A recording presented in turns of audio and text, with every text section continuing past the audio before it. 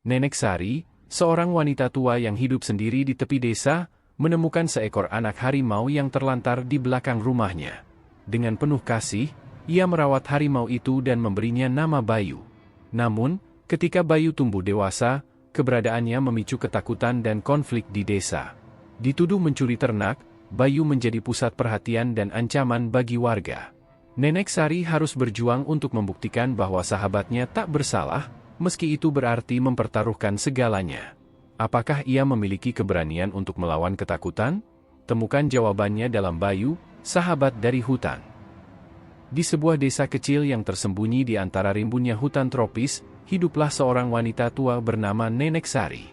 Ia telah tinggal di desa itu hampir sepanjang hidupnya, menyaksikan perubahan zaman dan bagaimana kehidupan di desa terus berkembang. Rumahnya berdiri di pinggiran desa, agak jauh dari pemukiman warga lainnya, dikelilingi pepohonan yang menjulang tinggi.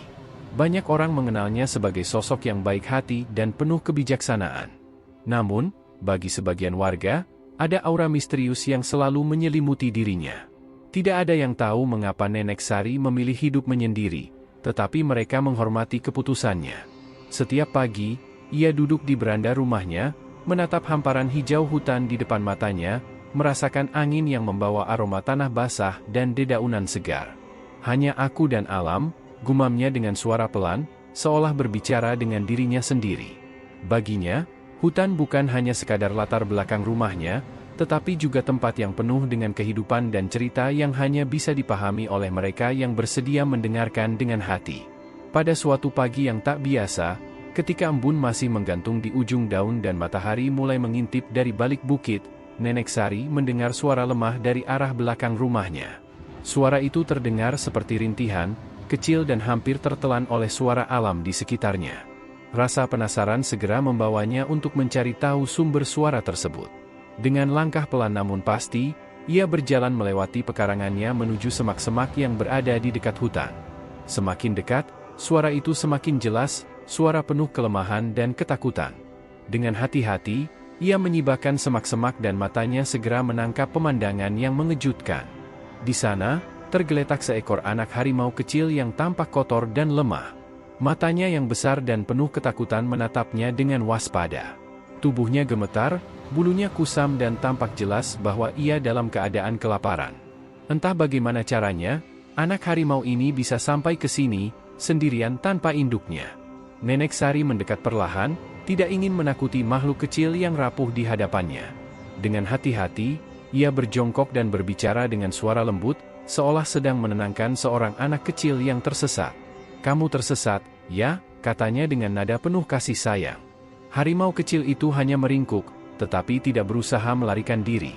Ia terlalu lemah untuk bergerak, terlalu lelah untuk melawan. Mata Nenek Sari menatapnya penuh iba. Ia tahu bahwa meninggalkan anak harimau ini di sini akan berarti kematian baginya.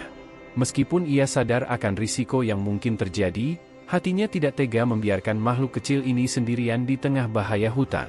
Dengan gerakan yang penuh kehati-hatian, ia meraih anak harimau itu, mengangkatnya ke dalam pelukannya. Tubuhnya terasa ringan, lebih ringan daripada yang ia bayangkan untuk seekor harimau. Ia bisa merasakan denyut jantung lemah dari makhluk kecil ini.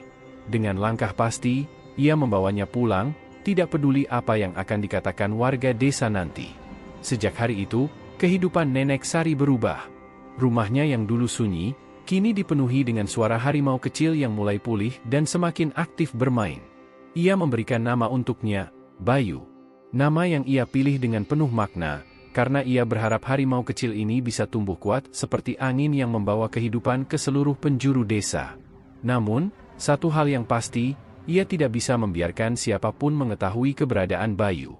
Ia tahu bagaimana warga desa akan bereaksi jika mengetahui bahwa ia merawat seekor harimau. Harimau bagi mereka adalah ancaman, pemangsa liar yang bisa membahayakan mereka kapan saja. Maka, ia merahasiakan kehadiran Bayu dari siapapun.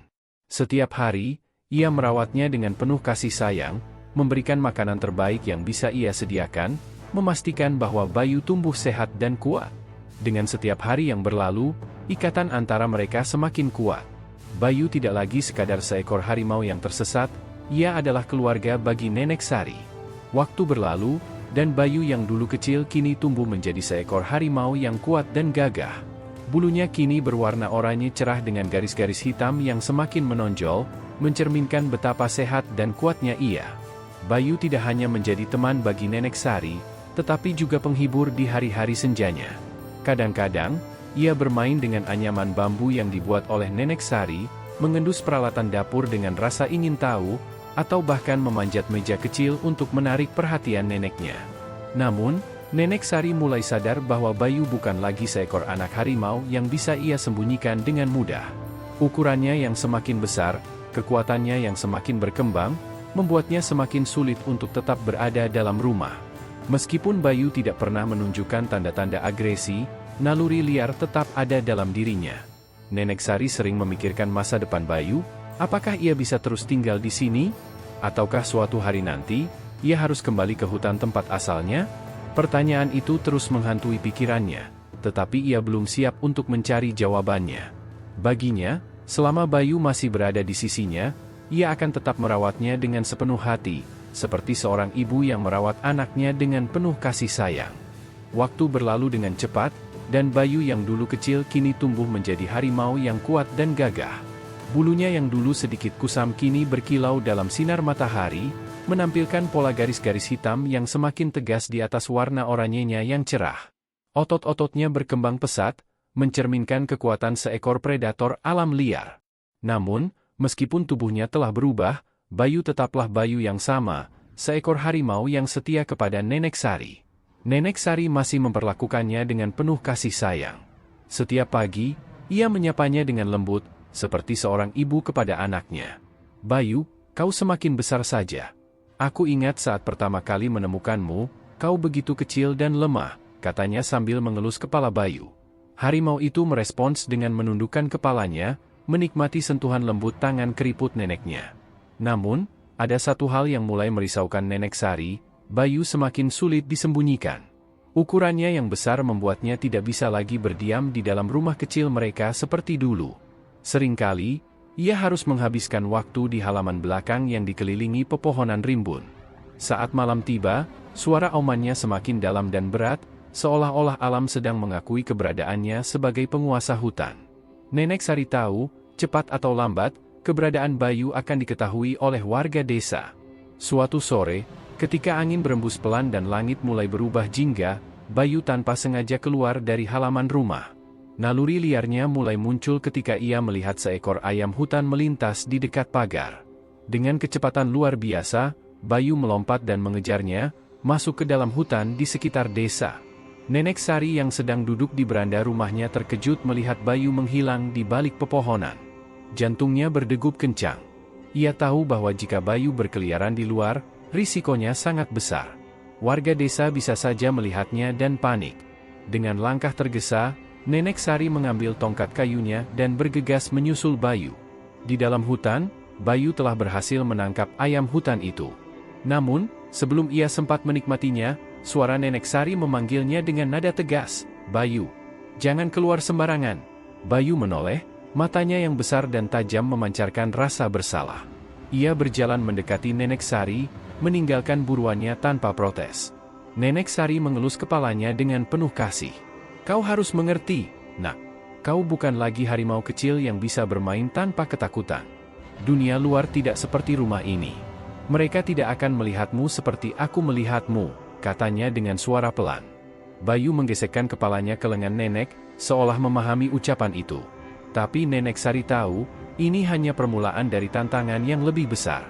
Ketakutan Nenek Sari akhirnya menjadi kenyataan.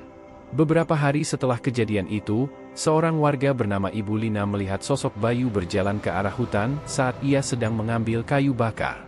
Mata wanita itu membelalak lebar, tangannya gemetar ketika ia menyadari bahwa yang ia lihat bukanlah seekor kucing besar atau anjing liar, melainkan seekor harimau dewasa yang keluar dari rumah Nenek Sari. Tanpa berpikir panjang, Ibu Lina berlari kembali ke desa dan memberitahukan warga lain. "Aku melihat harimau di dekat rumah Nenek Sari." "Harimau besar," teriaknya dengan napas terengah-engah. Kabar itu menyebar dengan cepat seperti api yang menjalar di rerumputan kering. Beberapa warga mulai berkumpul dengan wajah penuh kecemasan. Sore harinya, Sekelompok orang dengan membawa tongkat dan alat seadanya mendatangi rumah Nenek Sari. Mereka ingin memastikan kebenaran kabar yang didengar. "Nenek Sari, apakah benar kau memelihara seekor harimau?" tanya seorang pria dengan suara bergetar, setengah takut dan setengah marah. Nenek Sari, yang menyadari bahwa situasi ini tidak bisa dihindari, berdiri di depan pintu rumahnya. Ia menarik napas dalam-dalam sebelum menjawab, "Bayu bukanlah ancaman bagi siapapun. Ia sudah bersamaku sejak kecil. Aku yang merawatnya. Ia tidak akan menyakiti siapapun." Namun, sebelum Nenek Sari bisa mengatakan lebih banyak, suara gemuruh terdengar dari dalam rumah. Bayu, yang merasa tidak nyaman dengan keributan di luar, mulai gelisah dan mengeluarkan auman pelan yang cukup untuk membuat beberapa warga mundur ketakutan. "Itu harimau besar. Kita semua dalam bahaya," teriak salah satu warga dengan panik. Beberapa orang lain mulai memegang erat tongkat mereka, bersiap untuk membela diri jika sesuatu terjadi. Situasi menjadi semakin tegang. Namun, di tengah ketegangan itu, tiba-tiba terdengar teriakan dari dalam hutan. Suara seorang anak laki-laki memecah kesunyian, terdengar lemah dan penuh ketakutan. "Tolong! Ayah! Tolong aku!" Suara itu berasal dari Raka, anak Pak Anto, yang tersesat di tengah lebatnya pepohonan. Warga yang panik segera berbalik mencari sumber suara itu. Namun, sebelum mereka sempat bereaksi lebih jauh, Bayu tiba-tiba melompat dari dalam rumah dan berlari dengan cepat ke arah hutan. Gerakannya begitu gesit dan kuat, menyebabkan beberapa orang terkejut dan berpikir bahwa harimau itu akan menyerang mereka. "Bayu!" seru Nenek Sari, tetapi harimau itu telah menghilang di antara pepohonan. Warga saling berpandangan dengan perasaan was-was. "Apa yang sedang terjadi?" gumam salah satu dari mereka. Beberapa menit yang terasa seperti berjam-jam berlalu dalam ketegangan. Semua orang menunggu dengan cemas, berharap anak itu baik-baik saja. Lalu, dari dalam kegelapan hutan, Bayu muncul kembali. Namun kali ini, di punggungnya, ada tubuh kecil Raka yang tampak lemah, tetapi tidak terluka. Harimau itu membawa anak itu dengan hati-hati, memastikan ia tetap aman. Ketika Bayu sampai di dekat warga, Pak Anto langsung berlari dan memeluk anaknya erat. "Raka, kau baik-baik saja?" tanyanya dengan suara bergetar. Anak itu mengangguk pelan, masih terguncang tetapi sadar. Seluruh warga terdiam. Mereka yang sebelumnya penuh ketakutan kini mulai melihat Bayu dengan cara yang berbeda. Bagaimana mungkin seekor harimau yang mereka anggap sebagai ancaman justru menyelamatkan nyawa seorang anak? Pak Anto menatap Bayu dengan mata berkaca-kaca. Dengan suara yang dipenuhi rasa syukur, ia berkata, "Terima kasih, Bayu." Harimau itu hanya berdiri diam, seolah mengerti makna di balik kata-kata itu. Sejak kejadian itu, warga desa mulai mempertanyakan kembali ketakutan mereka. Namun, Nenek Sari tahu, tidak peduli seberapa banyak warga mulai menerima Bayu, ia tidak bisa terus hidup di desa. Dengan hati yang berat, ia tahu bahwa waktunya bersama Bayu hampir habis. Nenek Sari berdiri di samping Bayu, tangannya yang renta mengelus kepala harimau itu dengan penuh kasih sayang. Ia tahu, momen ini adalah titik balik bagi desa dan bagi Bayu sendiri. Tapi di balik rasa bangga yang menghangatkan hatinya, terselip kecemasan yang tak bisa ia abaikan. Bayu bukan lagi anak harimau kecil yang bisa ia sembunyikan di balik dinding rumahnya. Ia telah tumbuh besar, dan kini seluruh desa tahu keberadaannya. Waktu yang selama ini ia takutkan akhirnya tiba. Beberapa warga mulai saling berbisik, mencoba mencari makna dari kejadian ini. Beberapa masih ragu, namun ada juga yang mulai melunak. "Mungkin harimau itu tidak seburuk yang kita kira," seseorang berbisik. "Tapi tetap saja, dia binatang buas," jawab yang lain. Nenek Sari menutup matanya sejenak, menarik napas dalam-dalam. Ia tahu, tak peduli seberapa baik Bayu, naluri alami harimau tidak bisa diabaikan begitu saja. Malam itu, rumah Nenek Sari terasa lebih sunyi dari biasanya. Bayu duduk di depan rumah, matanya menatap langit yang dihiasi bintang-bintang. Ia tidak mengerti sepenuhnya apa yang telah terjadi hari ini, tetapi ia bisa merasakan sesuatu berubah dalam hubungan antara dirinya dan manusia-manusia di desa. Nenek Sari duduk di sampingnya, mengusap bulunya dengan penuh kasih. "Kau tahu, Bayu, aku bangga padamu," bisik Nenek Sari. Suaranya penuh dengan rasa syukur, tetapi juga berat dengan kesedihan yang tersembunyi. "Tapi, mungkin sudah waktunya." Bayu menggerakkan telinganya, merasakan nada berbeda dalam suara neneknya. Ia menoleh, menatap wajah penuh keriput yang selalu memberinya kehangatan. Nenek Sari tersenyum, tetapi senyum itu tidak bisa menyembunyikan perasaan yang berkecamuk di hatinya.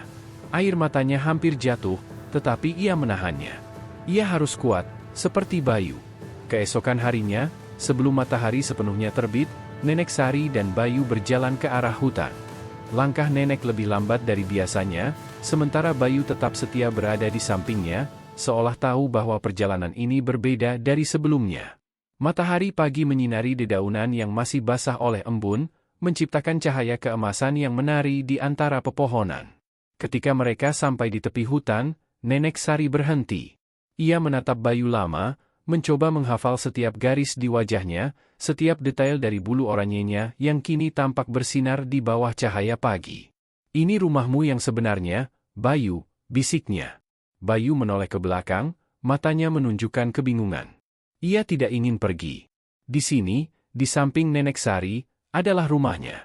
Namun, naluri dalam dirinya perlahan mengatakan sesuatu yang lain. Ia harus pergi. Ia harus menemukan dunianya sendiri. Tetapi meninggalkan Nenek Sari, itu adalah hal yang paling sulit. Dengan berat hati, Bayu melangkah ke dalam hutan. Namun, setiap beberapa langkah, ia menoleh ke belakang, memastikan neneknya masih ada di sana, masih mengawasinya. Nenek Sari hanya tersenyum, menahan air mata yang hampir jatuh. Saat Bayu akhirnya menghilang di antara pepohonan, dada nenek terasa begitu kosong. Hari-hari berlalu, dan kehidupan di desa kembali seperti semula. Namun, bagi Nenek Sari, ada sesuatu yang tidak akan pernah sama lagi.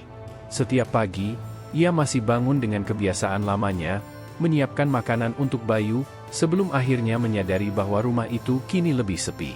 Namun, ia tahu bahwa ia telah melakukan hal yang benar.